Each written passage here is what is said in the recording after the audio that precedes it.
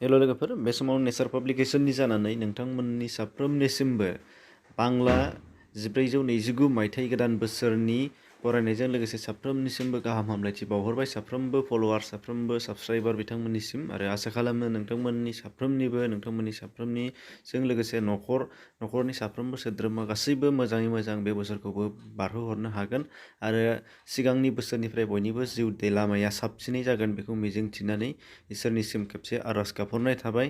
आरो लोगोसे गोजाम बोसोरखौ दिनैनि बे समाव नोंथांमोनजों बिदाय हरबाय आरो फैबाय थानाय समफोराव जाहाथे जोङो आरोबाव बिनिफ्राय गावबा गावनि जिउ लामाखौ साबसिन दानो हायो बेनि थाखाय मिजिंथिहरनाय जाबाय।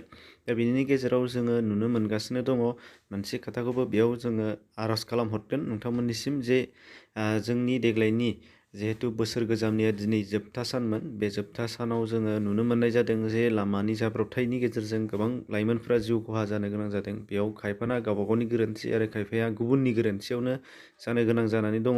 दा जाहाथे बियो फैबाय थानाय समाव एबा गाबोन बोसोर गोदाननिफ्राय बेबायदि जाहाथे जोङो नुनो मोननाय जाया, एबा जोङो रंजानायनि सान हिसाबै जोङो रंजानानै जोङो बारहोहरनो हायो। जाहाथे रंजानायनि समाव जों रावखौबो दुखु, रावनिबो न'खराव रावनिबो बिमानि गोरबोआव जोङो दुखु होनो जाहाथे गोनां जाया।